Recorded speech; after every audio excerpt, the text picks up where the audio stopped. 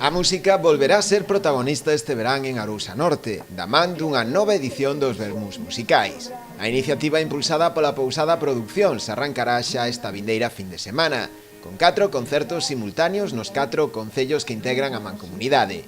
Será todos os domingos deste mes de agosto, a 1 da tarde. Para nós ven a formar parte dun deses proxectos que constitúe a nosa axenda anual de eventos estables, pois que queremos conformar de carácter cultural e de turismo cultural para Arousa Norte e, sobre todo, que nos vai permitir ofrecerlle a todos aqueles que nos visitan unha programación alternativa ao que é disfrutar do mundo da praia, do sol e da gastronomía. Entendemos que a nosa comarca, se de alguma maneira se ten que singularizar e vender, é precisamente por esa aposta polo turismo cultural e este evento, estes vermús musicais da Pousada Imaxinaria a par dos concellos da comarca, eu creo que é un elemento fundamental e que veu para quedarse. O cartel deste ano dos grupos participantes será do máis variado, tocando todos os gustos musicais, dende o soul á música clásica, pasando polo rock ou o jazz. Facemos máis ou menos como todos os anos, pasamos pola música clásica. Este ano temos a Mikhail Moryatov,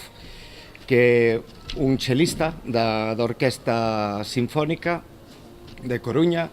Tamén contamos con Aida Saco, que é unha pianista moi xoven, pero xa é unha figura dentro do Barbanza e de Rianxo. Esa vai facer piano contemporáneo. Contamos con varios grupos de soul, como Black Stereo, como Trío Bravo, con Nastasia Zurcher, que xa é unha habitual, é unha rapaza xa con moita calidade, tamén é galega suiza.